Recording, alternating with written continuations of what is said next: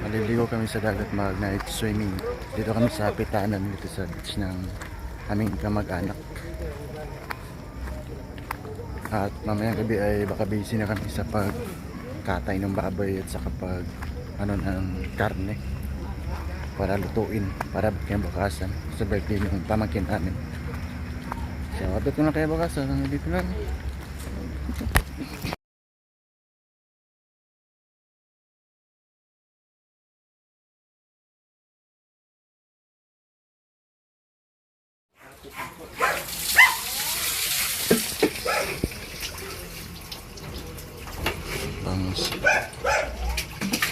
Ba't makakaon ba niyo?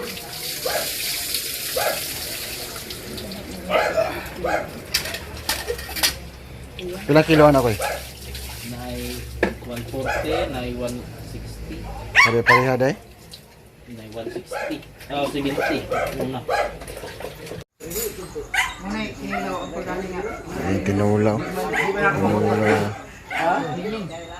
Sakay. Ang danyang luno naman yun. Ha? Sinilog. Dalawasi ko kuan barong moy. Ginawas ko.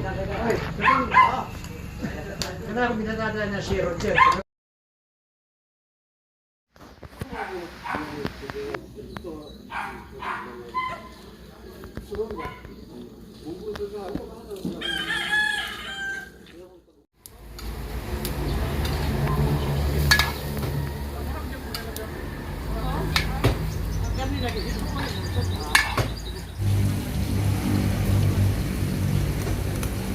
Busy na mga tao sa paghikay.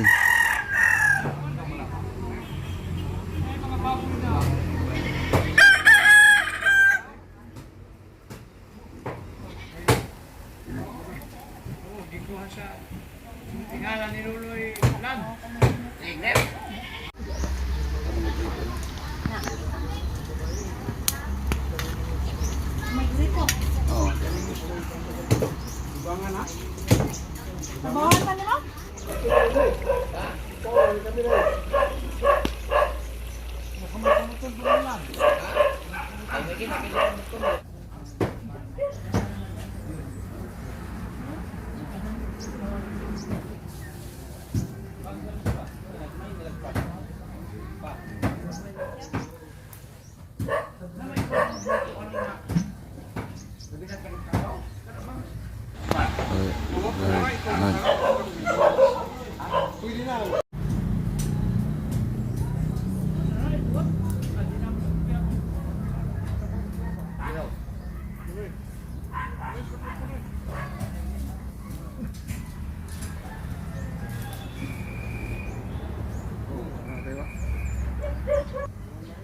Gamay-gamay lang.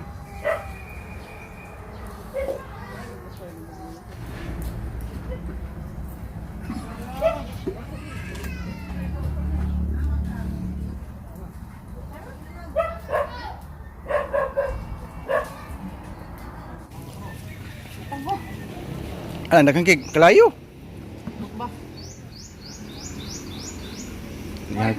Ha?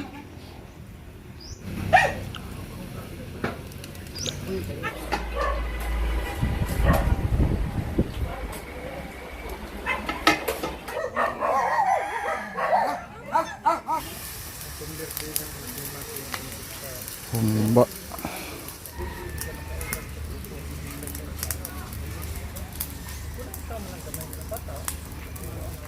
buhat og luwag para sa humba.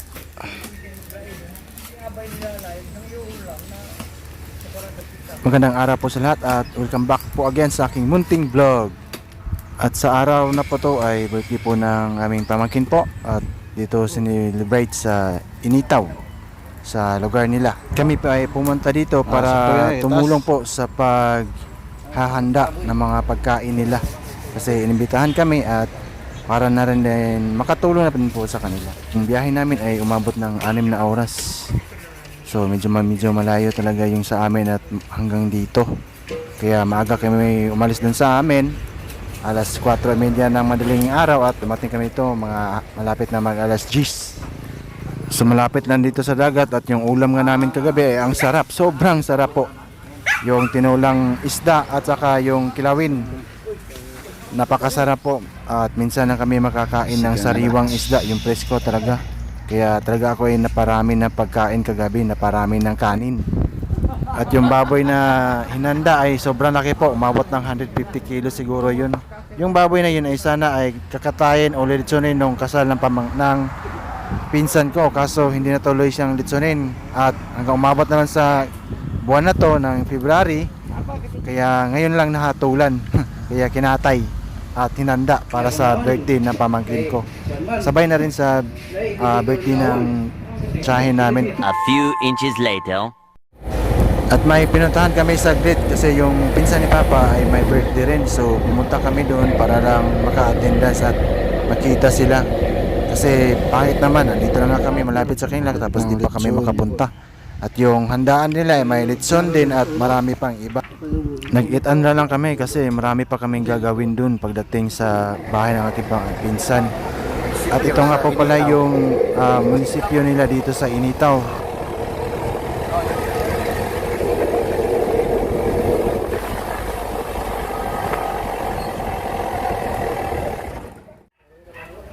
Nga, pagdating namin dito ay busy na naman. Yan po pala yung papa ng aming pamangkin.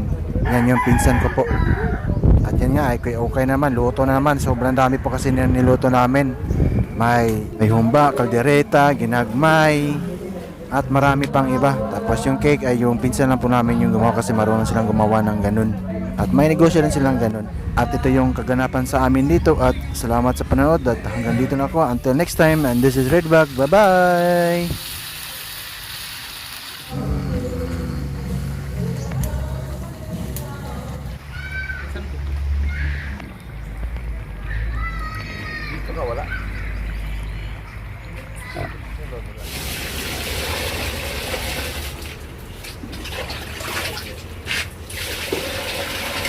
Boom!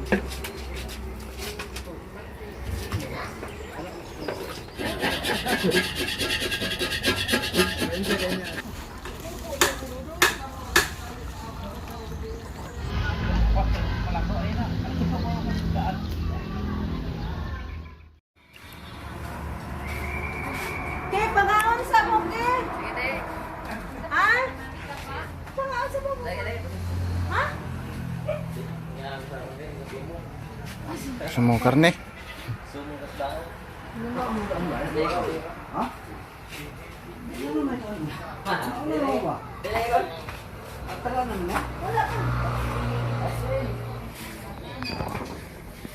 Mau attend.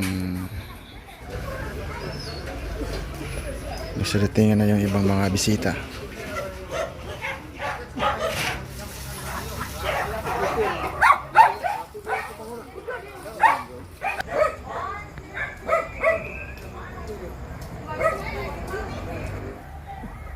Wag mo daw atang resignation ni Ayan. Masaligan nila sa matyayin sa uan. Matahi naman. Matahi. May naman sa salig ang doktor. Ano sa ikaw mo sa ano Magugulot man. kabawa niya po lang.